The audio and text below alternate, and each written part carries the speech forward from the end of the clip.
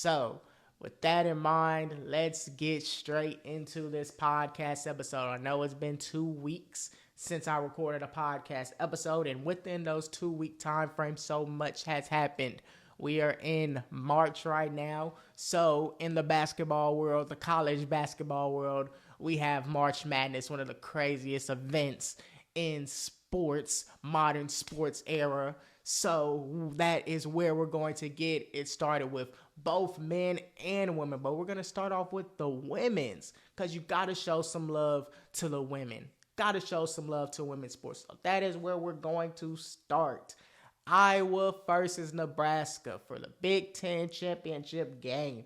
After only having 4 points in the first half and Iowa being down 46-35 at one point, and also being down 75-67 with 2 minutes to go in regulation, Caitlin Clark and the Iowa Hawkeyes rally in overtime to beat Nebraska 94-89 to win their third straight Big Ten tournament. Caitlin Clark had 30 points in the second half in overtime and a key block by Gabby Mitchell in overtime, and great team defense all around to shut down Nebraska. Iowa takes care of business and wins the Big Ten tournament and secures the number 1 seed in the March Madness tournament. This was important for Iowa. Caitlin Clark, 34 points, 12 assists, 7 rebounds. Gabby Marshall, the key block with 6 points, 3 assists, 1 rebound, like I said, with the huge block. Hannah Starkey, 25 points, 2 assists, 9 rebounds. Sydney Officer, 11 points, double-double, 11 points, 3 assists, 11 rebounds. And Kate Martin, 13 points, 4 assists, 7 rebounds. Nebraska controlled this game. This win for Iowa really helped them secure that 1 seed in the tournament. Because if they would have lost this game, who knows, Texas could have got the overall number 1 seed. This is what they needed to secure their number 1 seed spot. Even if they would have lost this game, who knows, they could have bumped down from a number 1 seed to a number 2 seed. With Caitlin Clark only having 4 points, Nebraska controlled this game.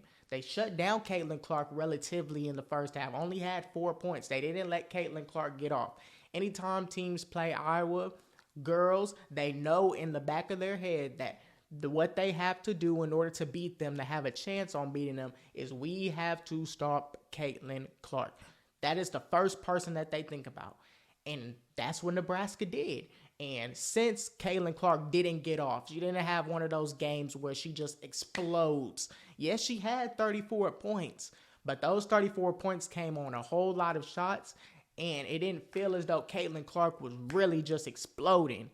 This wasn't just like a 34 points on efficient shooting. Yes, she got her 34 points. Yes, she got her double-double, her 12 assists. But this didn't feel like the Caitlin Clark that just explodes and she's totally just efficient all around. Like, nah, she only had 4 points in the first half. And with her having 4 points in the first half, Nebraska was able to control the game. With this in mind, if it wasn't for Caitlin Clark coming back and scoring 30 points in the second half in overtime, they would have lost. They were down 65. They were down 67-75, with 2 minutes to go in regulation. Caitlin Clark had to make them come back, had to gather the troops and make the game go to overtime. She was the one that made it go to overtime. Iowa played good team defense towards the end of the game, but overall, if Caitlin Clark is not having a good game, I'm concerned about Iowa.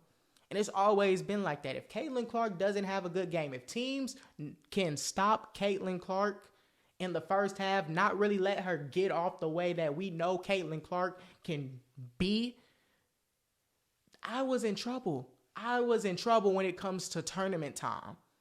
You can't just have one person carry a team and expect for you to win it all. Now, we know Caitlin Clark. We know her records. We know she has the most amount of points, men or women, in D1 history. We know she has the most amount of threes. She just passed Steph Curry. That's good. Great for her. It's great for the sport of women's basketball. But as a team, without Caitlin Clark, Iowa wouldn't even be that good. And it's going to be concerning to see a team like Iowa in the tournament if Caitlin Clark can't be good in the tournament. If she can't be good in a tournament and they have to rely on everybody else, it's going to be hard for them to win. This was good for the sport. This game with Nebraska controlling the game from start to pretty much finish. Yes, Iowa took the lead with about 2 minutes to go in the third quarter.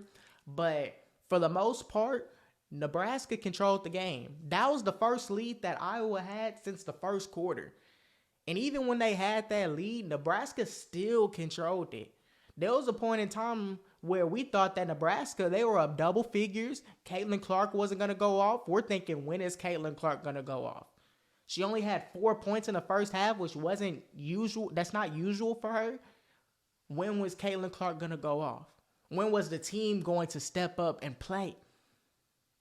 But Caitlin Clark rallied the team, gathered her teammates.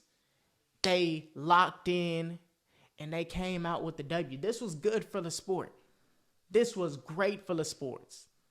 This game was very interesting. And that's what people come to see Caitlin Clark play. People know that Caitlin Clark is one of the best D1 women's basketball players. Especially now, she's one of the best. So people come to see that. And with them coming to see that, they also want to see a good game too.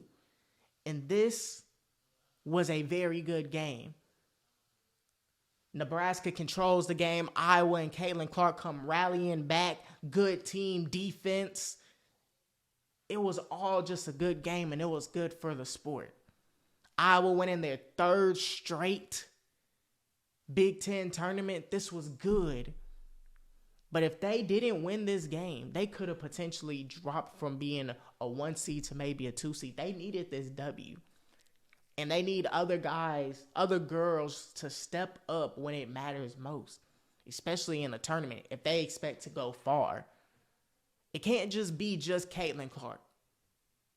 And that's how it's been for most of the season. It's just been Caitlin Clark.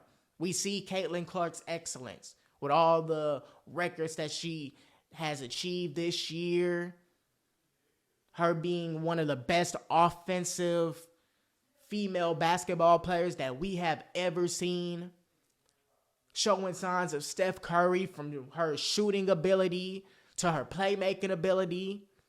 We know how good Caitlin Clark is. We know how Caitlin Clark has changed the game. Caitlin Clark has changed how we look at women's basketball right now.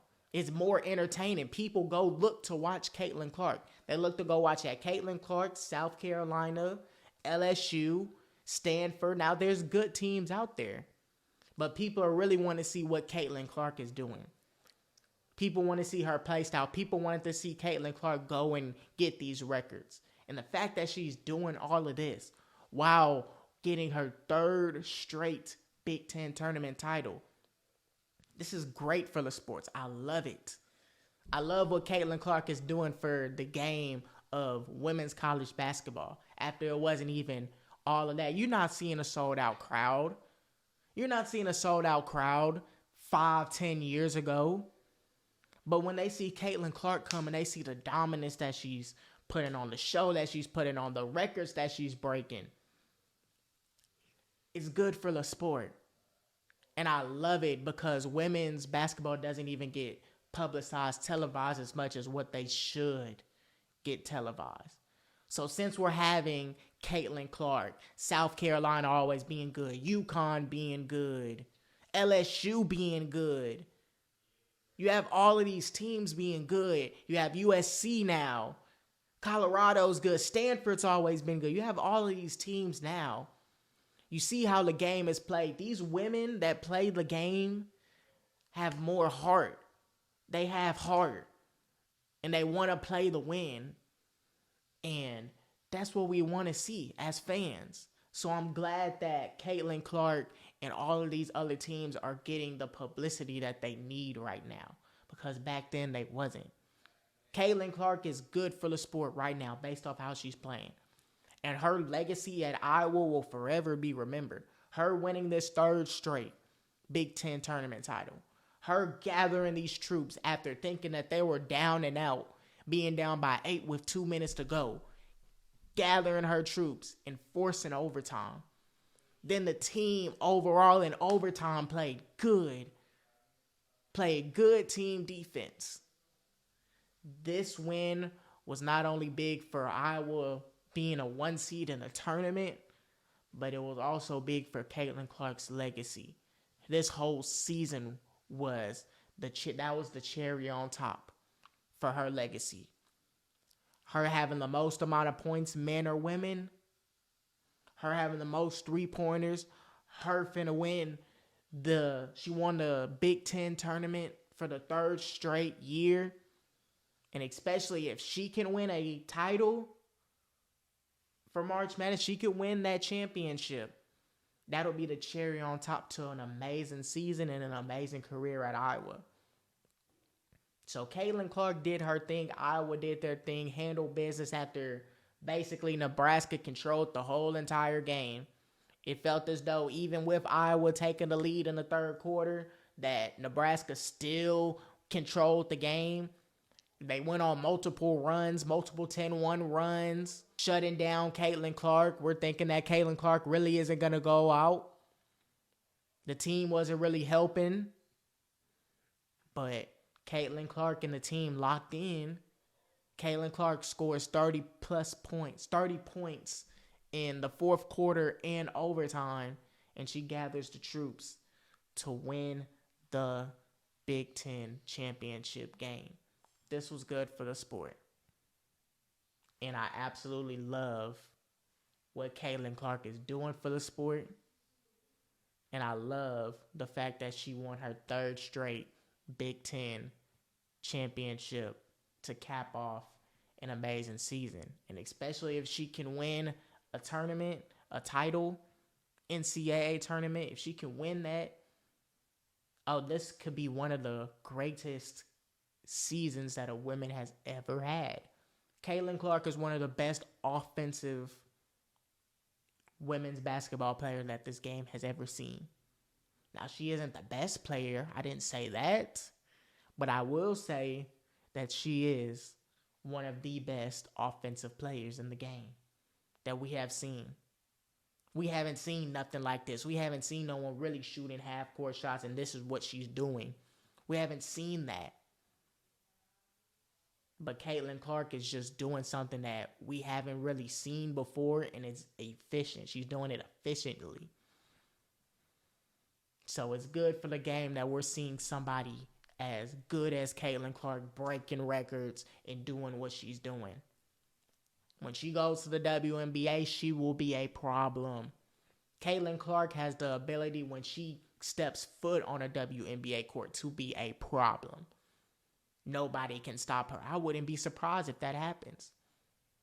Because it's not too many girls out there that are shooting half-court threes that efficiently, being that lethal as a shooter, as an offensive player, as a playmaker. It's not too many of those that are doing that.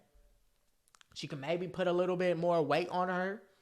That's probably the only thing that I will say. She don't really play too much of defense, but she'll get you a couple steals. But that offensive game of Caitlin Clark, you cannot sit here with a straight face and just turn down that if you're any team in the draft. That offensive ability by Caitlin Clark is just too good. And when Caitlin Clark gets drafted to whatever team she gets drafted to, she will make an immediate impact and she will be a problem for years to come.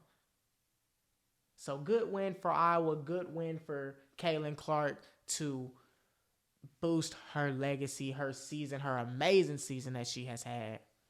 And if she could win a championship, if Iowa could win a championship, that would be the perfect story, the perfect end to an amazing season by Caitlin Clark. Good job, Iowa.